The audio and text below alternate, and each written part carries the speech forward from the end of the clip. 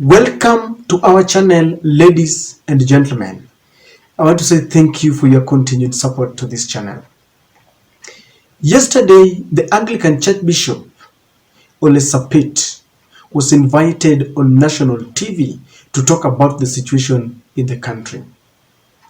And when I looked at the countenance of our beloved bishop, I saw a disturbed man, because the memories and the ghost of the Bomas on the day when Chebukati declared Ruto as the president came to haunt Olesapit on national TV.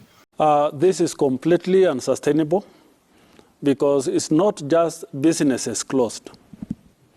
It is scaring away the investors of this country.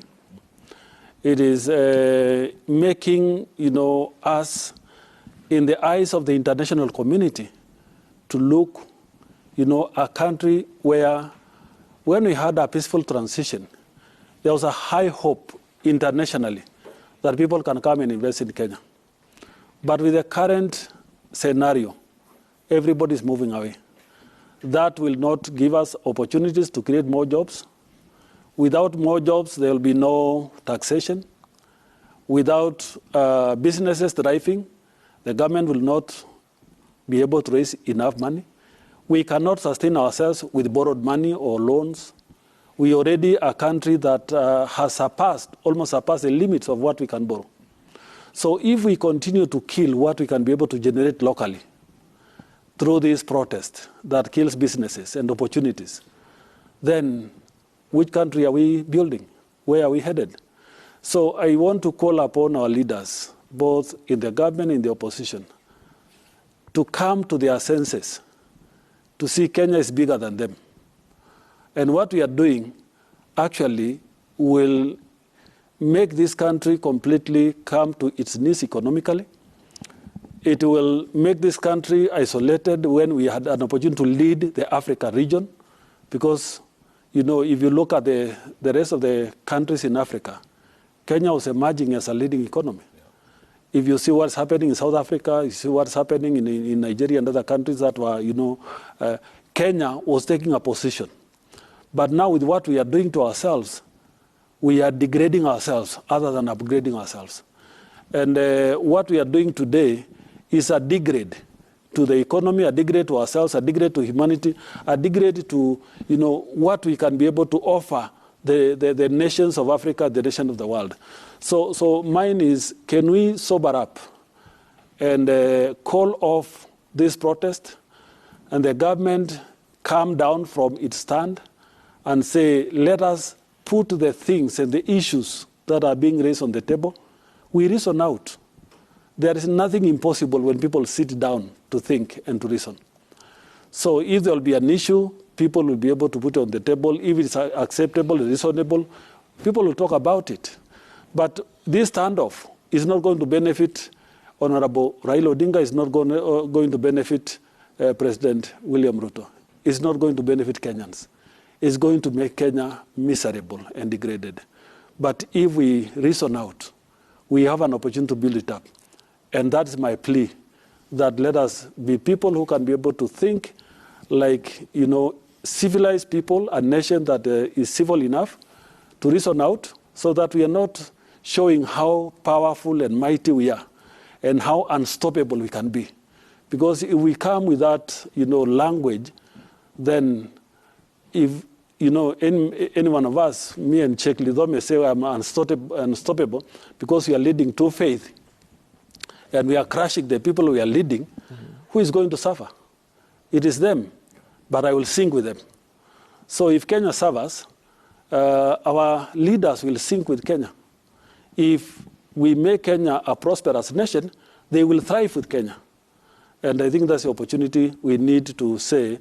We have an opportunity to think, how do we thrive so that all of us, including our leaders, thrive with Kenya, not sing with Kenya. Olesapit is admitting that the more we continue with the demonstrations, then we will lose a lot of revenue. We are closing shops and businesses. We will not be able to collect taxes. We have already borrowed beyond our means. He says that before the August polls, Kenya was emerging as a leading economy in East Africa. But he says that now that is no more. And he adds that we are degrading ourselves, that we are also presenting a very bad image in the international community. But his sentiments really attracted a lot of bitterness from many Kenyans, because all that Olesapit is saying today, yes, it is very true, but Olesapit had an opportunity to condemn all these ills. He knew very well that he was presiding over an illegality. There were a lot of complaints and reservations as to how Chebukati was declaring William Ruto as the president. Already the IEBC was torn apart. It was divided in the middle. There was a rift. 4 of the commissioners had distanced themselves from the result that Chebukati was about to announce.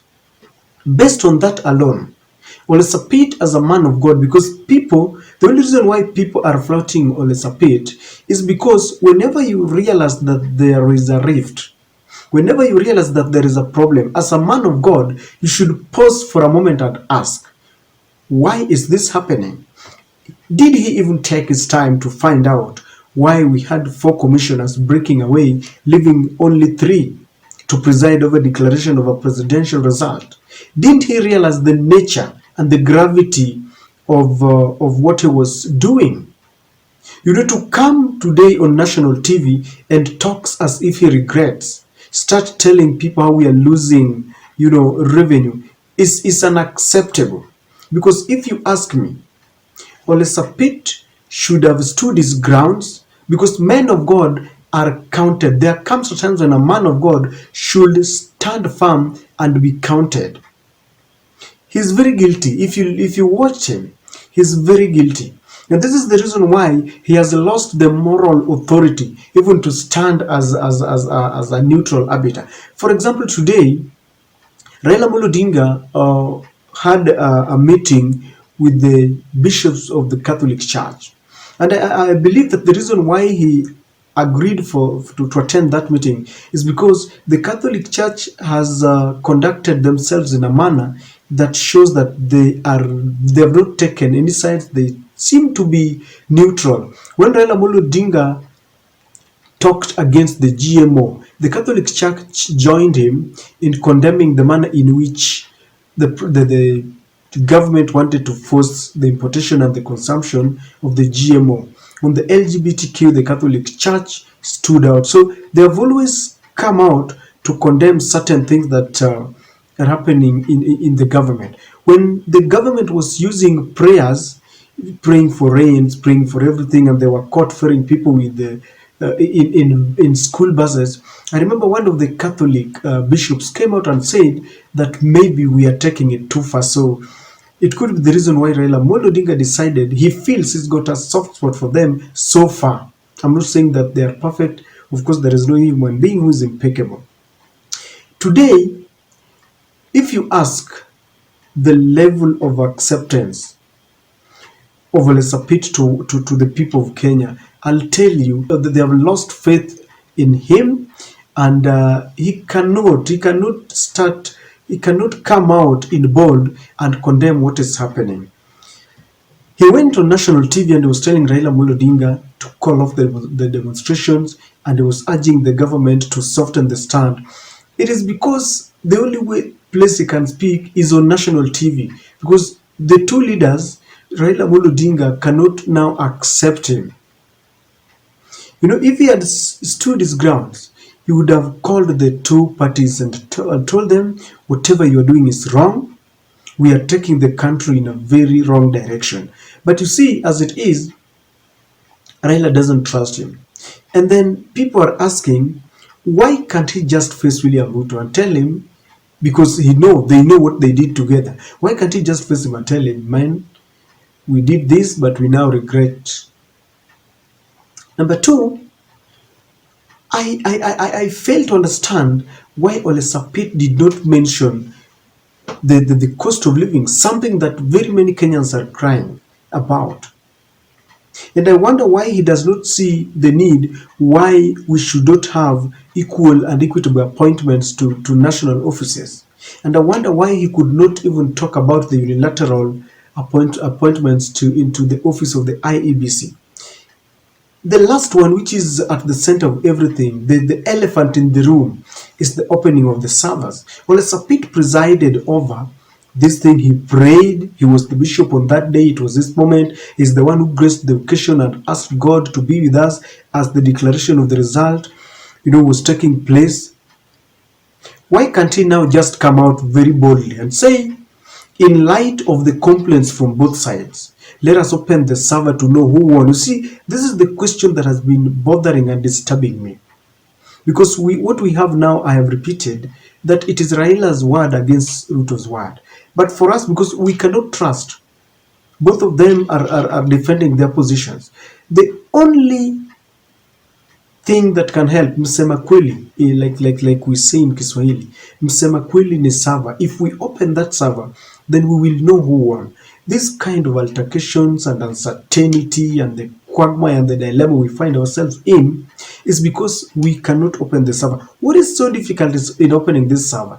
If it is the prerogative of the courts, why can't they just come and say, in the interest of public interest, in light of public interest, let us just open it, so that we see who remains with the rotten egg on his face. Will it be Raila, and we will condemn him and send him home? We tell him, forget, if you want to contest, wait for 2027. If it is William Ruto, we'll tell him, you should even stop going to church because you are an electoral thief. Olesapit is really haunted. The memories of the Bomas really came up yesterday on national TV. He cannot express himself. He belongs to the M-Pesa bishops because he's been compromised. We need men and women of God who stand impeccable and condemn an illegality. Let them stand on the right side. Let them speak when the idea is unpopular. And then we can accept them to talk about elections. We can accept them to even tell Raila to call off the demonstrations. But as long as they took sides long time ago, it is just unacceptable. I don't know what you think, but this is my take.